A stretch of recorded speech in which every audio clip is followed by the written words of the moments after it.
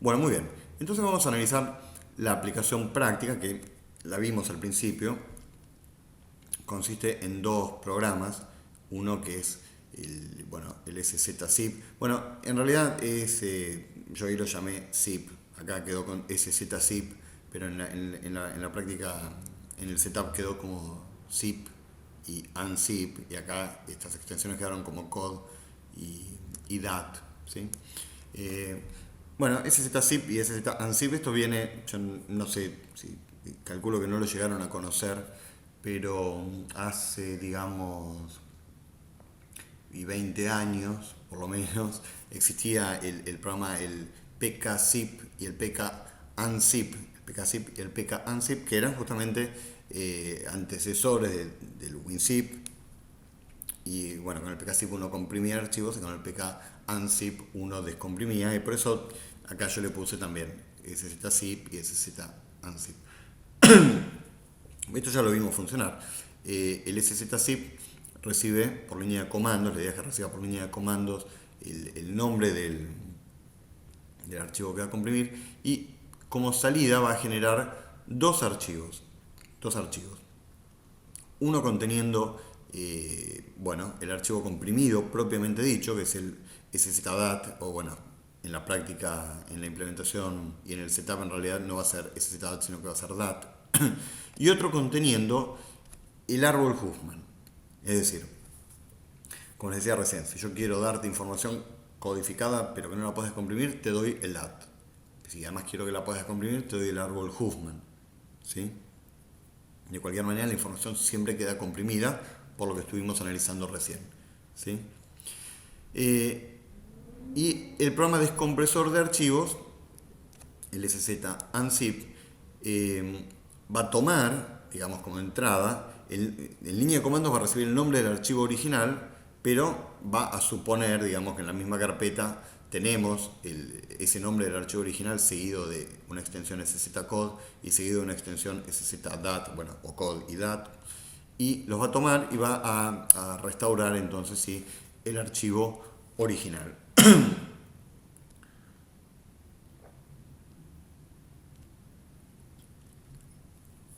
Muy bien. Eh, Vamos a analizar la estructura del archivo code, es decir, cómo vamos a hacer para representar en un archivo binario, eh, ese árbol de Huffman. ¿Sí? Bueno, la idea es la siguiente: es un archivo de bytes, o sea, para nosotros es una sucesión de bytes, pero dentro de esos bytes vamos a poder identificar este patrón. ¿Sí? Si se acuerdan cuando estudiamos en el capítulo 8, creo, 9, el tema de archivos, vimos lo que era un archivo de registros y vimos que se consideraba o definimos, digamos, como registro a la posibilidad de que dentro de los bytes se pueda distinguir la aparición constante de un patrón, pero lo que habíamos estudiado en su momento eran archivos de registros de longitud fija, es decir, todos los registros tenían exactamente eh, la misma longitud. ¿Sí? Si eran registros de 10 bytes, todos eran de 10 bytes. Si eran registros de 20 bytes, todos los registros, cada 20 bytes se repetía ese patrón. Acá también vamos a tener un archivo de registros, pero ya no archivo de registros de longitud fija, sino que esto es una implementación de un archivo de registro de longitud variable. Muy bien, ¿por qué digo eso? Pero bueno, eso no quiere decir que esto no respete un patrón, solo que la longitud del patrón va a diferir según el caso. Fíjense, en el archivo de szzcode vamos a poder identificar siempre este registro. ¿Qué significa? Un primer byte indicando el byte, el carácter, ¿sí? La hoja del árbol. ¿Está bien? En el caso de como come cocorito tendremos un carácter C, ¿sí? Más todo esto que ahora vamos a ver qué es. Luego un carácter O, un carácter M, bueno, para cada uno de los caracteres que aparecen, ¿no? Entonces, primero el carácter original que estamos representando, luego la longitud del código Huffman, ¿sí? que se le asignó, la longitud del código Huffman que se le asignó, y luego m bytes, por eso esto es variable, porque m puede ser 1, puede ser 2, puede ser 3. Luego m bytes conteniendo el código Huffman que se le asignó al carácter. Es decir, supongamos, ¿no? Si el carácter, bueno, C creo que se lo codificaba con 000, ¿no? El carácter C justo habíamos visto que lo codificamos con 000. Tiene una longitud de 3. Entonces acá vamos a tener el 67, un byte representando el valor numérico 67, porque el valor numérico o ASCII del carácter C, de la C de como, come, cocorito, es el 67. O sea que vamos a tener un byte representando el valor 67. Luego vamos a tener un byte con un número 3. ¿Por qué? Porque el código binario que le asignamos al carácter C tenía 3 bits. Luego un 3. Y luego tantos bytes, esto es muy importante, tantos bytes como sean necesarios para representar ese código binario, que en este caso tiene una longitud de 3, por eso este m en este caso va a ser un único byte, que va a ser 0, 0, 0 y todo el resto, bueno, probablemente sea 0 también, pero no nos interesa porque de ese byte que queda acá, solo vamos a considerar los primeros N-code bits, es decir, los primeros 3 bits. ¿Está bien? Es decir, acá voy a tener un byte P siempre, pese a que el N-code, a que la longitud del código sea menor. Porque recordemos, no podemos grabar menos de 8 bits. ¿Sí? Ahora, ¿qué iría a suceder si el N-code para un determinado carácter poco frecuente fuese de, digamos, 14 bits? Bueno, en ese caso acá vendrían 2 bytes. Acá vendrían 2 bytes. Porque para 14 bits yo necesito usar 2 bytes. ¿Se entiende? El primero va a estar completo y del segundo solo voy a usar, bueno, los primeros 6 bits. ¿Sí? Los últimos 2 bits estarán con ceros, con 1, la verdad que no nos interesa demasiado porque solo vamos a usar los primeros, bueno, 14 bits de esos 2 bytes. Muy bien, entonces esa es la estructura del archivo SZCode.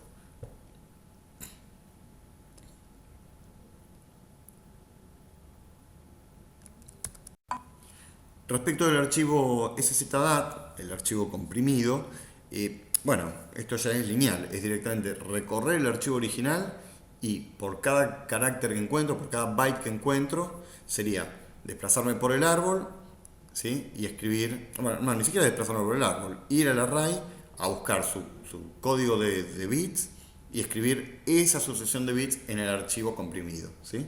Pero fíjense que no siempre, yo busqué un ejemplo, digamos, fíjense que yo al principio, digamos, documenté y analicé los primeros bytes del archivo donde, bueno, siempre digamos, siempre justo se da que cada 3 caracteres originales me ocupan un byte en el archivo comprimido, pero van a ver que desde acá ya no siempre están así, lo cual no nos genera ningún problema, pero hubiera sido más difícil de explicar al principio, ¿no? Por ejemplo, fíjense, la C, la O y la M, 000, 01, 001, ahí tengo el primer byte, o sea que el archivo binario y comprimido que voy a estar generando, el primer byte de ese archivo va a ser este que estamos viendo acá, ¿sí? Luego viene la O, el espacio y la C, de como, come, la C de come, ¿sí? 01, 100, 000, también cada 3 bytes del archivo original tenemos un byte en el archivo comprimido. Hasta ahí está todo bien, no hay problema, ¿sí?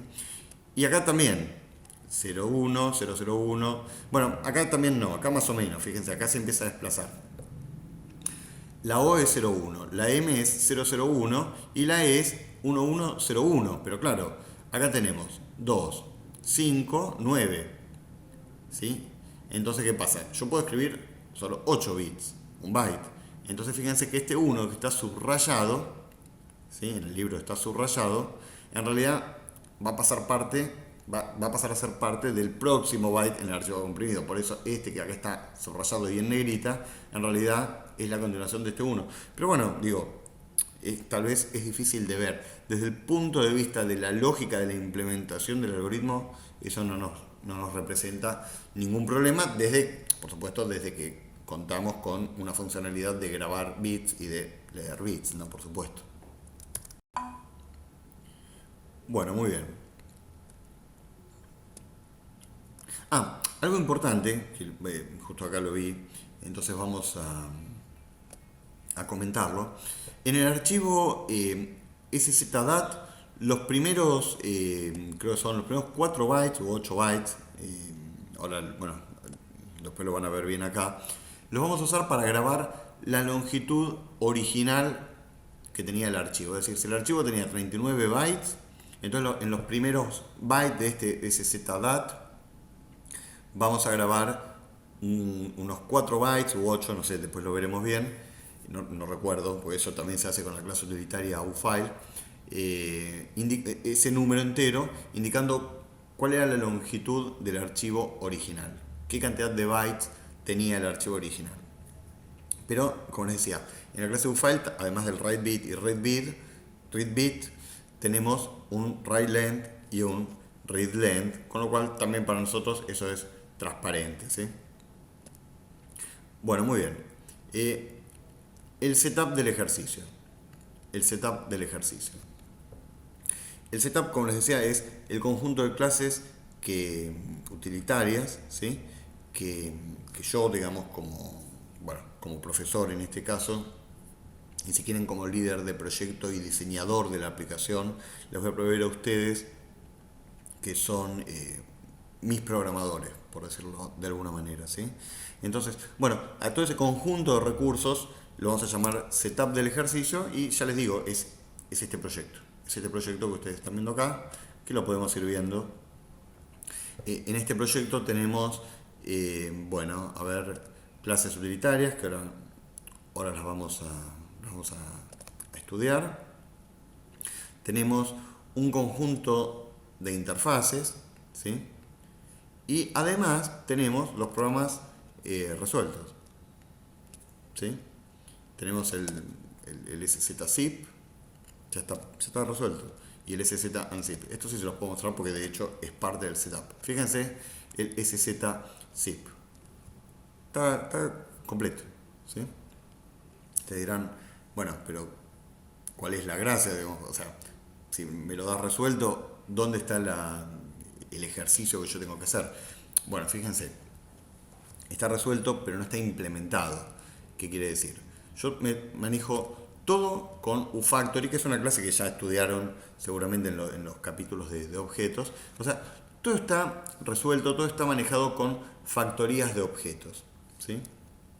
Entonces, claro, yo manejo todo a nivel de interfaces. Tengo una interfaz y para identificar esas interfaces, ¿no? Y file input, el archivo de entrada, el archivo original, que lo obtengo, ¿sí? Mediante el getObject del uFactory. Le aplico métodos, estos métodos están definidos en las interfaces que ahora vamos a analizar, ¿sí? Al archivo le digo crea la tabla, me da la tabla de ocurrencias, ese array que veíamos al principio. Por eso les decía, bueno, probablemente se puede implementar como un array, pero no lo sé, lo vamos a ver después, porque en realidad la responsabilidad de implementarlo es de ustedes. Lo pueden implementar como quieran, siempre y cuando respeten la interfaz, los métodos los métodos definidos en cada una de estas interfaces, y en particular en este caso los métodos definidos en la interfaz eTable. A la tabla le digo créate la lista enlazada ordenada, me da la lista. A la lista le digo convertite en árbol, se convierte en árbol. Entonces, claro, yo definí todas esas interfaces que interactúan entre sí. Lo que no les proveo son las implementaciones. El ejercicio consiste entonces en que ustedes hagan una implementación de cada una de estas interfaces que yo estoy usando. Fíjense que miren el poder de abstracción que tiene esto, que yo definiendo, simplemente armando un diseño, un diseño correcto, bien armado, de interfaces, eso me permite abstraerme a tal punto de que yo el programa lo armo y lo termino, ¿sí? Y luego esto va a funcionar o no dependiendo de lo bien o de lo mal hechas que estén las implementaciones que ustedes como programadores me proveen. ¿Sí? Y lo mismo sucede con con el ANSYS. ¿Sí? O sea que en realidad el trabajo práctico consiste en agarrar cada una de estas interfaces, eFile Code, eTree, eFile Compressed, eFile Input, bueno, en fin, cada una de estas interfaces y desarrollar una implementación correcta y por supuesto eh, y por supuesto ¿cómo se dice? Configurarlas correctamente en el factory.properties, que es el archivo que lee la clase utilitaria uFactory, ¿no? Bueno, yo acá ya les propuse un nombre de clase y un packaging, pero ustedes pueden tomarlo o no. Si no les gusta, simplemente vienen acá y lo cambian y listo, ¿no? Bueno, veamos. Entonces, para resumir, en el setup del ejercicio tenemos la clase uFactory, ya la vimos, la clase uFile, que es la que nos permite leer bits, escribir bits en un archivo y leer la longitud del archivo original y escribir ese valor, esa longitud en el archivo original. La vamos a ver en un ratito. Y la clase uTree, que nos va a permitir, dado el árbol ya armado, desplazarnos a través de las hojas, y también nos va a proveer el código Huffman que se genera luego de desplazarnos o luego de haber llegado a cada una de esas hojas, ¿sí? También, como parte del setup, tenemos la clase nodo, ¿sí? Que estará por acá. A ver, nodo, ahí está, node. ¿Sí? Bueno, nada, tiene un toString por si lo quieren ver. El nodo, bueno, en fin, la clase nodo, con los setters, los getters. Es decir, ustedes tienen que dedicarse a trabajar, no tienen que pensar en cosas que tal vez resulten triviales. Es decir, se les provee todo como para que se puedan concentrar en el trabajo y no tengan que dispersarse, que dispersar la concentración en temas bueno, tal vez no son relevantes, ¿sí? Para el ejercicio. También con el setup del ejercicio se proveen autotesting, autotesteos, ¿sí? Fíjense, tenemos acá un paquete que es self-test. Veamos. Ustedes, una vez que hicieron la implementación, por ejemplo, de la clase code, de la interfaz eCode, corren este programa, ¿sí? Y esto les va a decir, se detectó un error o la prueba finalizó con éxito, ¿sí? Bueno, hay varios autotest. Ahora, que evidentemente, si ustedes no logran pasar y ustedes implementan una implementación para la interfaz eCode, ¿sí? Corren el test para eCode y el test no les da OK, bueno, traten de no seguir adelante porque no tiene sentido, porque significa que eCode está mal, ¿sí? Ahora bien, si el test sí les da correcto, les dice que la prueba finalizó con éxito, eso no quiere decir nada. Es decir, si falla significa que efectivamente la implementación que hicieron está mal hecha. Ahora, si no falla, si les da OK, eso no significa nada. Significa que solo en esta prueba anduvo bien, pero existen miles de otras posibles pruebas y situaciones en las cuales tal vez la implementación que ustedes hayan hecho pueda fallar, ¿sí? Es una prueba mínima que, bueno, trata de buscar algún caso simple y común como para ver si mínimamente la implementación que ustedes hagan cumple con las mínimas condiciones de funcionamiento, ¿sí? Pero tengan presente esto, que la prueba funcione no quiere decir o no asegura que la implementación esté bien. En cambio, si la prueba no funciona, sí garantiza que la implementación está mal. Estaría bueno que sea al revés, pero bueno, es así. Perfecto. Los autotest. Y vamos a analizar entonces, ahora sí, cada una de las interfaces cuyas implementaciones ustedes tienen que proveer. Bien, vamos a ver. Bueno, esto en realidad, vamos a analizarlo, porque esto en realidad es como ¿cómo decirlo? Una metodología para encontrar para encontrar, por supuesto ya está hecho, ya está analizado, ¿no? Pero, ¿cómo hice yo, digamos, como diseñador o como programador, tal vez con algo de más experiencia que ustedes, cómo hice yo para darme cuenta o para encontrar cuáles eran las interfaces con las cuales los objetos, ¿no? Con los que este programa debía trabajar? Y bueno, fíjense, lo que hice en realidad fue hacer una narración de la estrategia, según la teoría que analizamos al principio, ¿no? que voy a seguir para implementar el compresor. Fíjense, esto resume todo lo que habíamos estudiado al principio, ¿no? Recorremos el archivo que se va a comprimir para crear una tabla de ocurrencias en la que vamos a contar cuántas veces aparece cada carácter. Luego creamos una lista enlazada y fíjense cómo vamos subrayando los elementos que son significativos. Archivo que vamos a comprimir, tabla de ocurrencias, lista enlazada, código Huffman, árbol binario, bueno, en fin. Marcando toda esta lista de elementos que son importantes o que aparentan ser como sustantivos, digamos, dentro del relato bueno, de ahí se va desprendiendo los objetos potenciales, aquellos objetos o clases que van a ser candidatos realmente a ser parte del diseño, ¿sí? Muy bien. Bueno, nada, esto no sé si tiene mucho sentido.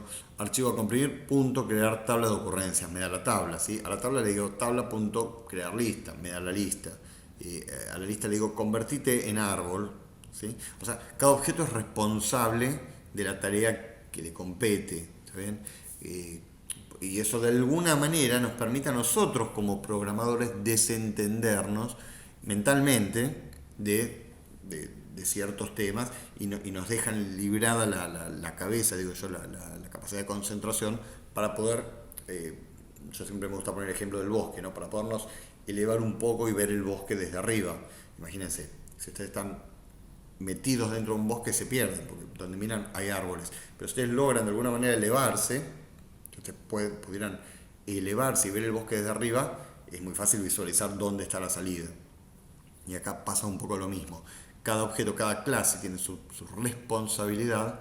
Entonces, si nosotros delegamos, podemos abstraernos y concentrarnos en la solución a nivel más macro, a nivel más general. Bueno, muy bien. Bueno, acá entonces tenemos el resumen de los objetos y las interfaces que van a intervenir. El archivo que se va a comprimir es la file input, la tabla, la lista enlazada, el árbol, una clase eCode, ¿sí? eCode para representar el código Huffman, ¿sí? Es una clase, bueno, ahora vamos a ver los métodos, lo van a entender, lo van a visualizar más fácil cuando lo veamos. Una clase para representar al archivo que contiene el árbol Huffman, ese que tenía un byte para el carácter, un byte para el N-code y N bytes para el código binario, ¿se acuerdan? El SZ-code. Y una clase para representar al archivo SZ, que es el archivo comprimido. Bueno, el código fuente ya lo analizamos, el compresor, ¿no? Este es el código fuente del descompresor. Bueno, si quieren lo vemos un poquito más. Fíjense, bueno, lo hemos visto, ¿no? Tomo el archivo de entrada, le seteo por línea de comandos el nombre del archivo comprimido. Dije cualquier cosa, del archivo a comprimir, perdón. Le digo crear la tabla, me da la tabla. A la tabla le digo crear la lista, me da la lista. A la lista le digo convertite en árbol. Fíjense que esto describe la estrategia que hemos venido analizando desde el principio. A la tabla le digo cargate los códigos Huffman a partir del árbol, ¿sí? Y después pido el archivo de salida a la factory, le digo el archivo de código, el que contiene el SZ-code, el que contiene el árbol Huffman, ¿sí? Le seteo el nombre que le corresponde y le digo grabate en función de lo que tenés en la tabla. Recordemos que en la tabla teníamos para cada byte, ¿sí? teníamos la cantidad de veces que aparece y el código Huffman que se le asignó. Después pido el archivo comprimido que voy a generar, le seteo el nombre que le corresponde y por último le digo archivo comprimido, bueno, grábate en función del archivo de entrada y de la tabla. ¿Por qué? Porque del archivo de entrada lo voy a tener que recorrer, el archivo de entrada para leer cada byte, ese cada byte ir a la tabla a buscar qué sucesión de bits, qué secuencia de bits le corresponden y escribirlo en el archivo de salida que es el compress file. Veamos el código del descompresor, ¿no? Del unzip. Bueno, es muy similar, ¿no? Pido el archivo de código, le seteo el nombre que le corresponde, porque como argumento en línea de comandos lo que yo recibo es el nombre del archivo a restaurar, por eso le concateno el punto szzcode, ¿sí? Le digo, bueno, cargate, me da el árbol, fíjense que siempre necesito el árbol, sin el árbol no puedo hacer nada. Después pido el archivo comprimido, ¿sí? Le concateno el nombre para setearle el nombre y le digo, y pido también el archivo de entrada y después le digo al archivo comprimido, le digo restaurar el archivo de entrada en función del árbol. Bueno, básicamente esa es la idea. Por supuesto, la tarea de ustedes es programar una implementación para cada una de todas estas interfaces y además siguiendo el orden en particular que vamos a ver ahora, si no te van a enloquecer, porque cada interfaz usa a las otras, digamos. eCode es la interfaz que es como independiente, que no usa a ninguna otra, por eso es la primera que debemos programar y la primera que debemos analizar. Muy bien, veamos el código de la interfaz eCode, ¿sí? Tiene tres métodos: getBirat, getLength y fromString. Entonces, de alguna manera, esta interfaz representa un código Huffman, un número binario de hasta 128 bits, ¿sí? ¿Cómo lo van a implementar? Bueno, no importa, como quieran, puede ser un string, puede ser un string buffer, puede ser un array de 128 enteros, bueno, en fin, eso a mí como diseñador no me interesa demasiado porque ese es el trabajo de ustedes, ¿sí? Lo único que yo les pido es que esa implementación esté encapsulada con una clase que provea estos métodos. GetBirat, que yo te digo, dame el bit 10, bueno, eso me dé el 1 o el 0 que está en la posición número 10. Y recordemos que empezamos desde 0 y contando de izquierda a derecha, es decir, el bit número 0 es el bit más a la izquierda, el bit 1 es el segundo comenzando desde la izquierda y así. GetLength debe devolver cuántos bits tiene ese código Huffman representado por esta instancia de eCode, ¿sí? Y fromString recibe un string con unos y ceros y lo que hace es, digamos, cargar esos unos y ceros. Es una forma de inicializar, un eCode. Muy bien. Fíjense que la próxima interfaz que tenemos que analizar es eTree. ¿Por qué eTree? Porque fíjense que eTree, uno de sus métodos, habla del eCode. Entonces, si ya tenemos resuelto el eCode, entonces ahora podemos hablar del eTree. Muy bien. En el eTree tenemos también tres métodos, ¿sí? El primero es setRoot. De alguna manera, en alguna variable de instancia tenemos que tener guardada la raíz del árbol, que es un nodo. Es un nodo, solo que ya va a ser un nodo que va a ser la raíz del árbol, por eso su puntero del siguiente va a estar en null y sí va a tener probablemente punteros distintos de null en sus hijos izquierdo y derecho. GetRoot es un get, o sea, es un setter y un getter, ¿sí? Y tenemos el método next, ¿sí? que nos va a dar la rama, fíjense, la hoja ubicada más a la izquierda en el árbol, pero cada vez que yo invoque el punto next me va a dar la siguiente ya yendo hacia la derecha, ¿sí? Y no solo eso, sino que además me va a dejar en este objeto que recibe como parámetro, code, que es un icode, me deja el código Huffman que se le asigna, que se obtuvo, digamos, que se compuso hasta llegar a esa hoja.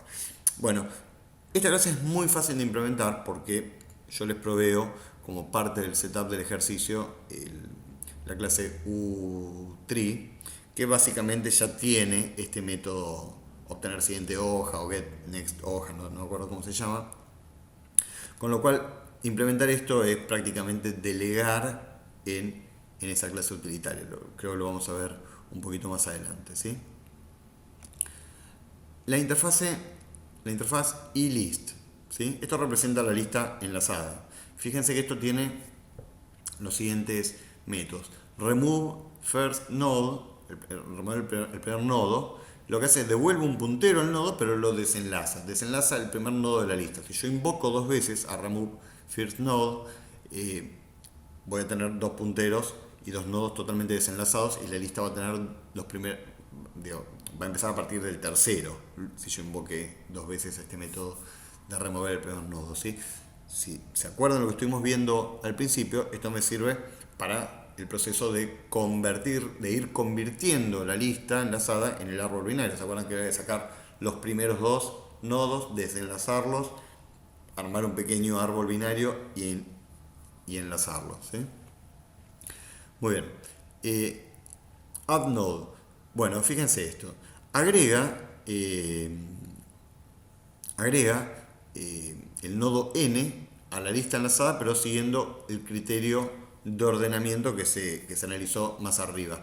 Y para eso se va a usar este comparator, que también es responsabilidad de ustedes como implementadores de esta interfaz, proveer este comparator, que bueno, el comparator ya lo sabemos, es dados dos nodos, aquel que tenga menor cantidad de ocurrencias resulta menor, y a igual cantidad de ocurrencias, el menor va a ser aquel que tenga menor valor numérico en el campo C, o sea, el menor valor numérico del byte.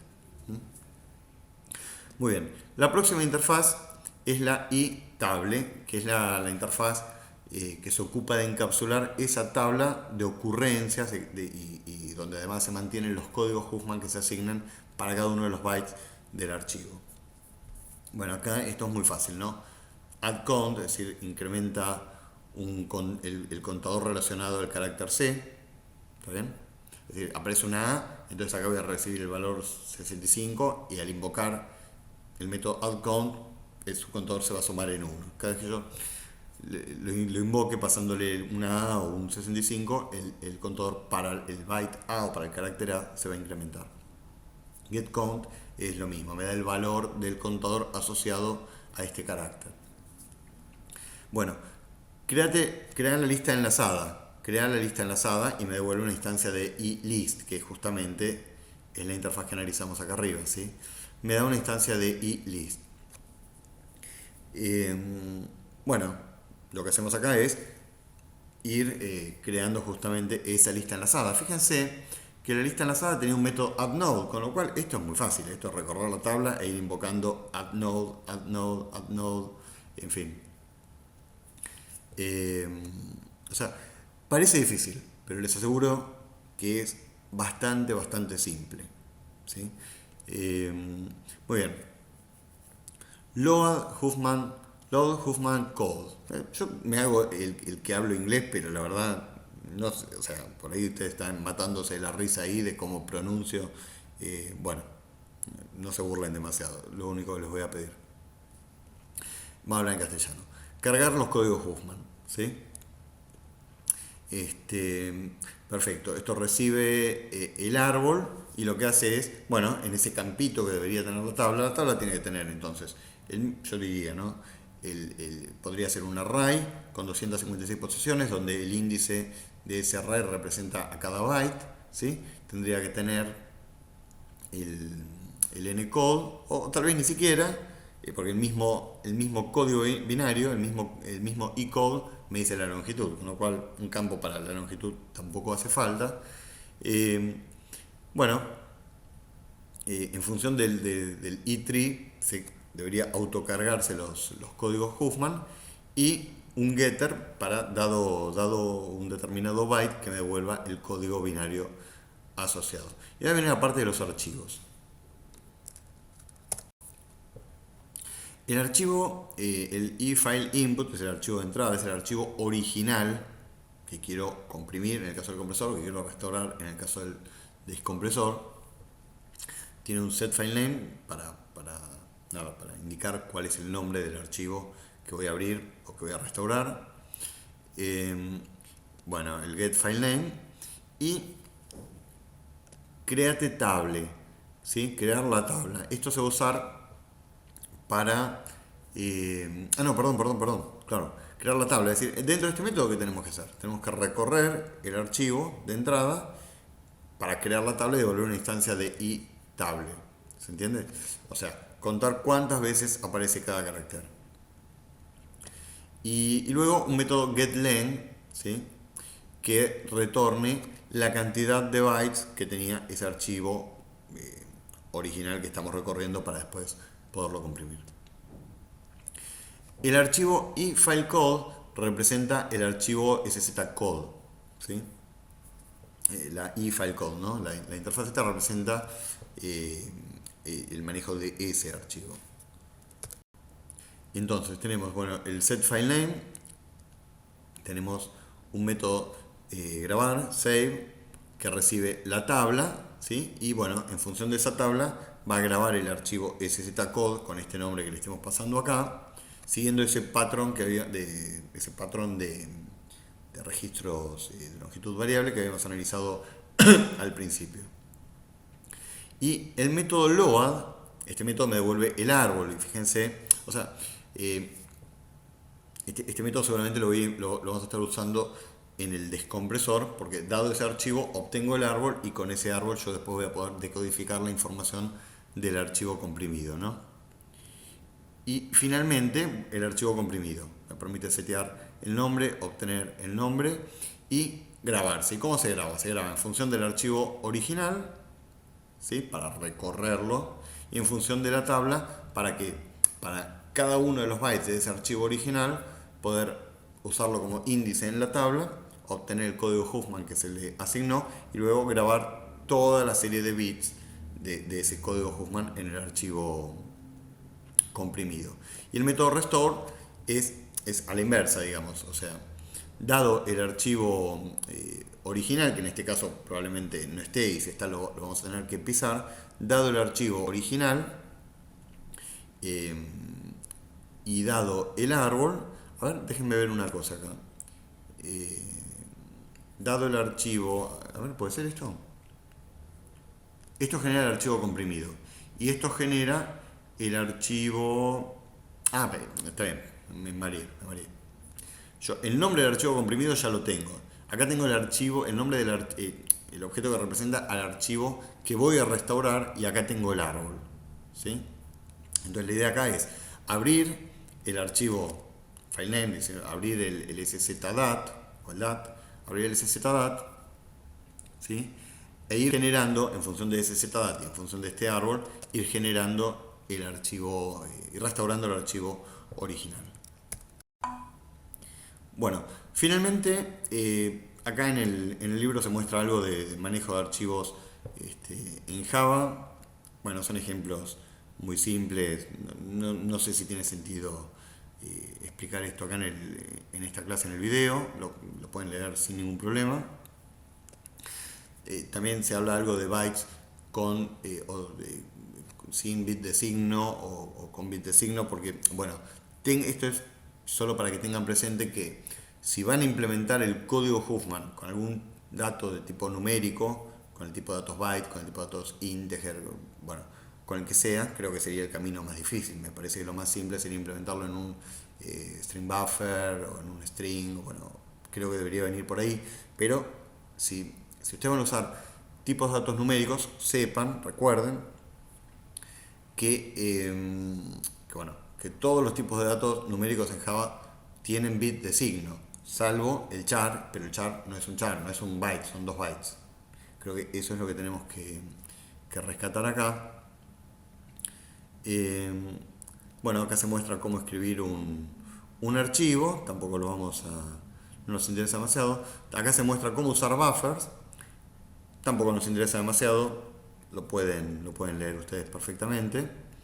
Y lo que sí, vamos a analizar son las clases utilitarias. Pero vamos a ir viendo directamente ejemplos concretos. Bien, vamos directamente entonces a la implementación mía. No, o no, ni siquiera en realidad. En la distribución tenemos las demos y en las demos hay ejemplos de todo lo que ustedes puedan necesitar. Por ejemplo, vamos a ver el U-Tree. ¿Sí? No, vamos a ver primero el manejo de archivos. El U-File Demo. Ahí está. Veamos esta demo. Bueno, tengo dos métodos privados que los hice yo para hacer este programita un poquito más legible: grabar bits y leer bits. Básicamente acá lo que hago es, en este archivo demo.dat que se va a generar ahora, grabo estos bits, ¿sí? Y luego los leo y los muestro por consola. O sea, estoy grabando bit por bit. Bien, vamos a ver qué hace grabar bits, y acá es donde vamos a usar la clase uFile. Digo, acá el ejemplo es mostrar un ejemplo de cómo usar la clase uFile, en este caso para grabar bits, ¿sí? Fíjense, acá recibo los bits que quiero grabar, acá recibo el nombre del archivo que quiero escribir, en el cual quiero escribir esos bits. Entonces, primero abro el archivo y con el archivo, con ese file output stream, lo uso para instanciar a uFile. Una vez que tengo instanciado uFile, recorro la cadena que tiene los bits, que tiene unos y ceros, ¿sí? Obtengo el bit, tomo el char, bueno, una pequeña conversión para obtener un int con un 1 o un 0, y simplemente al uFile le digo grábame el bit. Es tan simple como eso, ufile.writeBit. Y dentro de uFile, ahí se implementa la lógica para ir, digamos, armando paquetitos de 8 bits, y cada 8 bits que se juntan, recién uFile va a ir y va a escribir un byte completo. Y fíjense que este método es muy importante, no lo habíamos mencionado, pero el método flush, ¿sí? Es fundamental. ¿Por qué? Porque a lo mejor, vamos a ver si este es el caso. ¿Ver? ¿Cuántos bits tengo acá? 1, 2, 3, 4, 5, 6, 7, 8, 9, 10, 11, 12, 13 bits. A ver, 1, 2, 3, 4, 5, 6, 7, 8, 9, 10, 11, 12, 13. Acá tengo 13 bits. Yo no puedo grabar 13 bits en el archivo. Yo voy a tener que grabar 16, es decir, 2 bytes. Pero yo solo tengo 13 bits, ¿sí? Entonces, claro, este for va a iterar 13 veces, pero vamos a ver grabado el primer byte, ¿sí? Pero el segundo byte va a quedar incompleto y por lo tanto va a estar en memoria, y digamos, uFile va a mantener esos bits restantes en memoria hasta que no se complete el segundo paquete de 8. Con el método flush le estoy diciendo, mira, no esperes más bits porque no los hay, así que grabá lo que tenés y completa con ceros o completa con lo que quieras los bits restantes, ¿sí? Bueno, eso es lo que hace el método flush, y ténganlo presente porque lo van a necesitar, es fundamental, ¿sí? Esto es el que graba, y el que escribe está acá, perdón, es el que graba, y el que lee recibe el archivo del cual quiero leer, crea un file input stream, crea un file a partir de ese file input stream, y leemos, ¿sí? Y para indicar que se terminó, que no hay más bits para leer, me devuelve un valor negativo. Con lo cual, mientras me devuelve un bit mayor o igual que 0, o sea, leo y me da el bit. Es así de simple. Muestro el bit y leo el siguiente. Es decir, o sea, un bit negativo sería como el end of file. Bueno, perfecto. Lo corremos, ¿sí? A ver, control F11. Ahí está. Ahora, miren esto, ¿no? Acá tenemos 1, 2, 3, 4, 5, 6, 7, 8, 9, 10, 11, 12, 13, 14, 15, 16. 16 bits, cuando nosotros lo que escribimos fueron 13. Bueno, por lo que les decía, por lo que hablábamos recién, en el disco yo escribí 16 bits, no puedo escribir 13. Lo que pasa es que los últimos bits, bueno, se rellenaron con cualquier cosa, porque con ceros, bueno, como vimos ahí, se rellenaron con cualquier cosa porque se terminó, no va a haber más bits para grabar, y bueno, tengo que cerrarlo ahí, y ahí es donde entra en juego el método flush.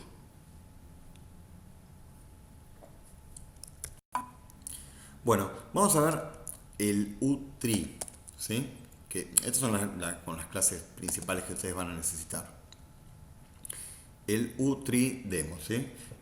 Bueno, yo acá creo el árbol, ¿sí? Create tree. En realidad lo que estoy haciendo acá es estoy hardcodeando el árbol que se genera, que se hubiera generado dinámicamente, pero que está hardcodeado con ese texto de cómo come Cocorito, come como cosmonauta, ¿no? Bueno, esto está totalmente hardcodeado y lo que hace es devolverme el puntero a la raíz del árbol. El puntero a la raíz del árbol. Entonces creo una instancia de la clase uTree, ¿sí? Y miren esto, armo un string buffer, instancio un string buffer, y miren qué simple que es. A esa instancia de uTree le digo next, me da la primera hoja, siempre comenzando de izquierda a derecha, me da la primera hoja.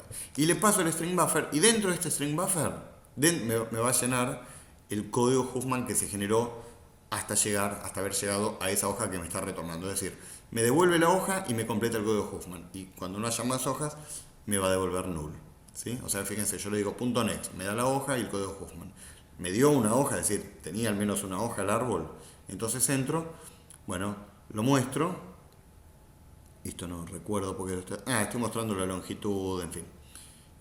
Lo muestro y muestro el código Huffman y digo, dame la próxima hoja, con el próximo código Huffman. Si hay próxima hoja, vuelvo a entrar, la muestro y así. Vamos a correrlo. Y ahí tenemos el árbol, con los códigos Huffman, bueno, en fin. O sea, en realidad no el árbol, sino los códigos que se generan recorriendo el árbol para cada uno de los caracteres que codificamos. Muy bien. UFile demo, ya lo vimos. Bueno, el factory, nada, ustedes ya saben cómo se usa una factory, si quieren lo podemos ver. ufactory.getObject de table, me da una instancia de casteado editable, me da una instancia editable, bueno, en fin, eso ya ustedes lo saben. Y esto es muy interesante, porque esta es la clase que les va a permitir, y ahora vamos a hablar un poquito más de esto, que les va a permitir, bueno, mostrar el progreso del proceso de compresión y de descompresión. Les voy a mostrar cómo se usa. Primero vamos a correrla para ver la demo y después vamos a analizar cómo se usa. Corro esta clase, ¿no? Que es uShow demo progreso demo, ¿sí? Control F11 y ahí tenemos un proceso corto, ¿vieron? Avanza rápido, un proceso largo. Bueno, por lo menos vemos que esto va progresando, ¿sí?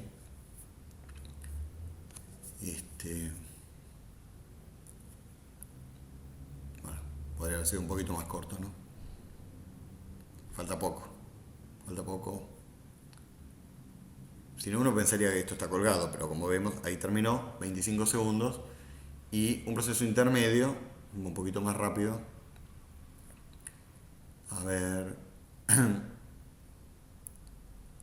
Bueno, ya falta poco, y en total 45 segundos, 0 minutos. Entonces me muestra cada proceso, yo puedo abrir, puedo iniciar, incrementar y cerrar diferentes procesos, ¿sí? Acá tengo 3 procesos en este caso, y al final mostrar estadísticas. De eso se trata. Muy bien. ¿Cómo funciona? Fíjense. Esto implementa lo que se llama un singleton, que creo que está explicado lo que es un singleton en el libro, ¿sí? Es decir, de esta clase uShowProgress vamos a tener una única instancia. El constructor es privado, con lo cual no se le puede hacer el new, y por eso la única forma de obtener esa única instancia posible de obtener es a través del getProgress. Singleton, sí, está explicado. En el libro de Java, el algoritmo no estoy seguro, pero bueno, lo explicamos ahora, es eso, un singleton, ¿sí? uShowProgress.getProgress me da una instancia que cada vez que yo aplique esto, siempre me va a dar la misma y única instancia en este caso de esta clase uShowProgress, ¿sí? Obtengo entonces este objetito uShowProgress, ¿sí? Y le digo, bueno, te seteo el nombre del proceso. Por ejemplo, proceso corto. Vieron que empezaba diciendo proceso corto. Después ejecuto el proceso, ¿sí? Este parámetro es para decirle demora 100, qué sé yo, no sé. Este demora más, demora 500, y este demora por el medio, demora 300, ¿sí? Y acá le digo termina el proceso. Luego inicio otro proceso, luego invoco el proceso y finalmente termina ese proceso. Y así lo mismo acá. Y al final de todo le digo mostrar estadísticas. Bueno, me quedó todo en inglés y mostrar estadísticas me quedó en castellano, pero no importa. Y Y lo importante acá es esto, fíjense, dentro de cada proceso, ¿sí? Yo vuelvo a obtener, por eso es importante que sea siempre la misma y única instancia, vuelvo a obtener esa instancia de uShowProgress y le digo, esto va a iterar hasta tanto, digamos, de una longitud, y luego voy incrementando, le digo, comienza acá, ¿sí? Acá comienzo el proceso, y acá lo voy incrementando. Le agrego, fíjense, si yo, por ejemplo, esto va a dar n vueltas, recuerden que la primera vez yo lo pasaba 100, ¿sí? Entonces esto da n vueltas, ¿no? Entonces, claro, en cada vuelta, si son 100, supongamos, esto va a incrementar en una unidad, entonces el resultado va a ser que vamos a mostrar en cada vuelta 1%, 2%, 3%, etcétera. ¿Sí? Cuando yo le digo end process, lo que me muestra es el total de tiempo, de segundos, que insumió ese proceso, y cuando le digo mostrar estadísticas, me va a mostrar la sumatoria de los tiempos que insumieron cada uno de los procesos que se fueron abriendo. Y finalmente quiero aprovechar esto, la verdad que me había olvidado, pero esto me lo recordó, para comentarles cuál sería la idea para desarrollar este trabajo práctico, esta aplicación práctica. La idea es que ustedes lo pueden hacer en 3 etapas. La primera etapa, bueno, simplemente hacer que funcione, ¿sí? Agarran algún archivito relativamente corto, como podría ser un BMP cortito, lo compilan, lo comprimen, lo descomprimen y verifican que funciona bien. Pero claro, después agarran algún archivo más grande, algún archivo de 20, 30 megas, y van a ver que bueno, no funciona tan rápido, ¿sí?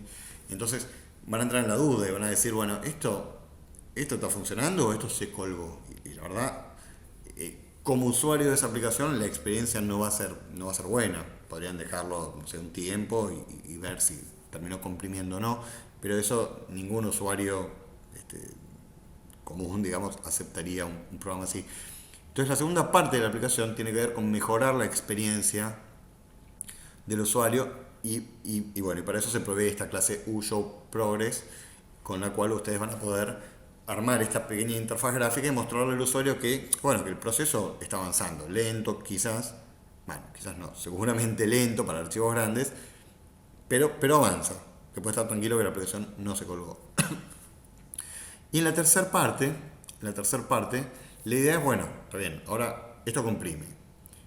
Además me muestra que va progresando, ahora quiero que comprima rápido, y eso tiene que ver con la implementación de buffers, ¿sí?